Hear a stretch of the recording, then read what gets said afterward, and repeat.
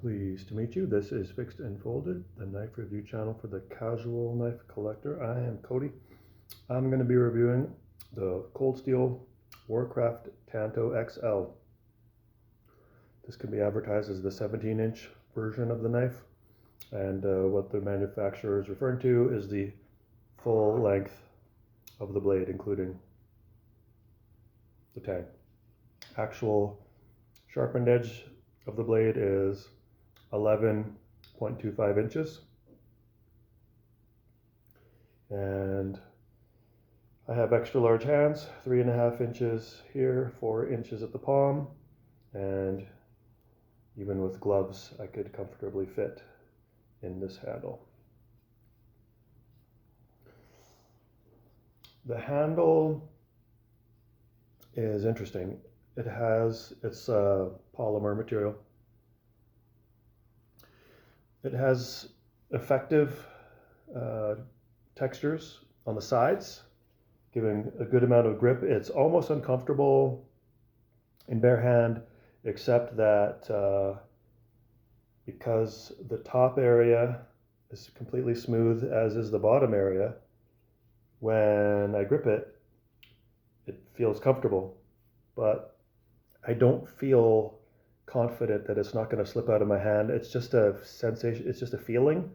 It just doesn't, the way that it's designed to be all perfectly smooth on the bottom, perfectly smooth on the top, and be blocky, but very comfortable, that all the grip is on the sides just for the weight of the knife and stuff. It just doesn't give me confidence in hand that it's not going to slip out of my bare hand. It might not actually slip. These sides actually may be enough to keep it secure, but it just doesn't give me a feeling that it is secure. Handle itself is very comfortable.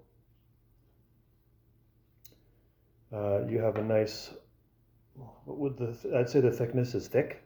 The blade thickness is thick, and it carries out, not tapered all the way down. Exposed tang. You have a lanyard hole here and a bit of a crushing end, crushing nuts or whatever, zombie skulls. The handle is very light, and a benefit of polymer is that it's weather resistant also, and cheap. Polymer is not an expensive material. You've got these exaggerated jimpings on the end here, which feel good. They provide a good amount of traction. They look cool, and they actually work. They keep you secure on there. There is enough of an area here in front to choke up, and I'm not particularly worried that my finger is going to slip forward and get cut. This works well with the jimping here. Not that you're going to be wanting to do too much fine work with such a basically machete-sized knife. You have a nice hollow grind going all the way up, and the profile of the blade is reminiscent of the Recon Tanto, especially the Sanmai version of the Recon Tanto, which has the hollow grind blade. Some other versions of the Recon Tanto have a saber grind.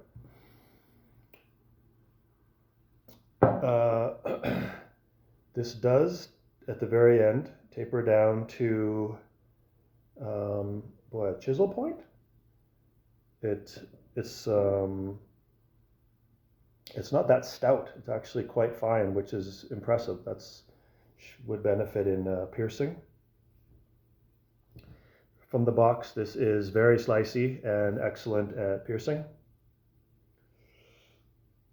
The price for this, $220 Canadian. It comes with an excellent Kydex sheath with the belt loop and well implemented handle buckle. There is no rattle, and it's just a tension fit. Secure excellent implementation. Doesn't have a drain hole, that's my only complaint, but I'm very happy with the sheath system.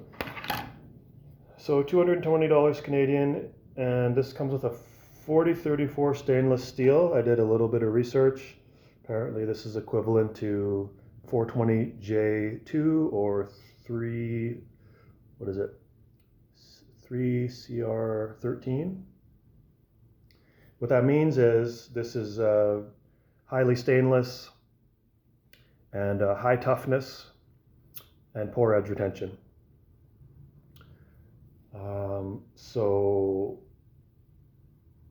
the benefit of this poor edge retention is with this particular steel is that it sharpens up really quickly, and you can get a very sharp edge on this. So this is comparable to like a 1095 Crowvan steel, maybe more. This is going to have more toughness, and definitely this is the 1095 isn't a stainless. This is a stainless steel, and they have about the same edge retention, which is not very much. But providing that you have something you can sharpen this with, a rock or a brick or a sharpening system if you're out in the wild, then as long as you have that with you, the edge retention will be fine. This has a really nice finish on the blade. It's like I'd call it like a metal flake look to it. I don't know if this is called a tumble wash or something, but it's beautiful. It's really beautiful to look at.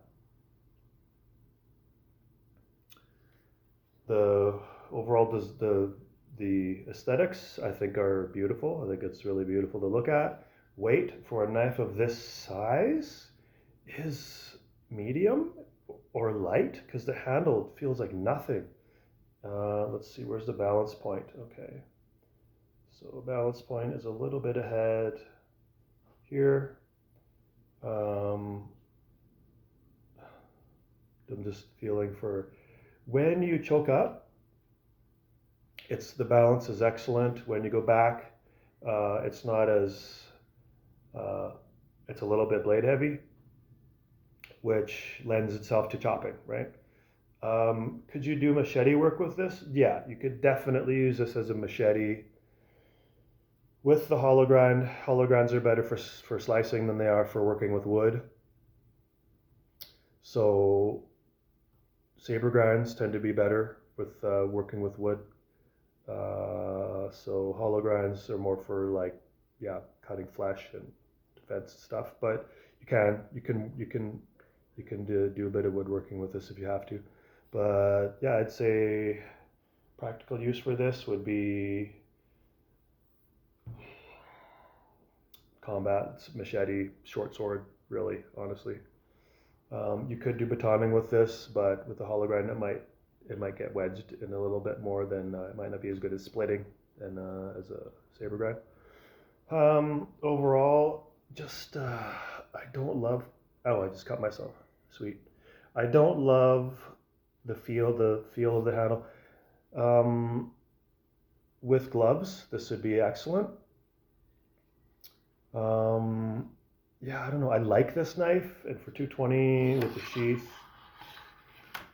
I don't know. I'd say this is like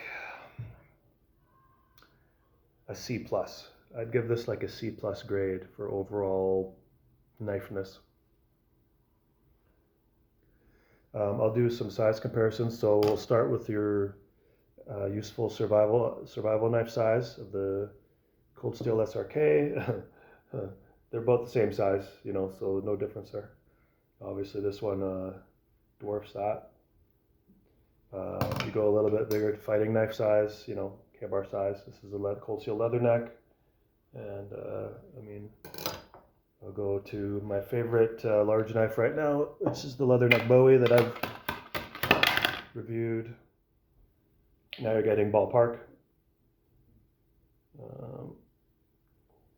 So yeah, this is a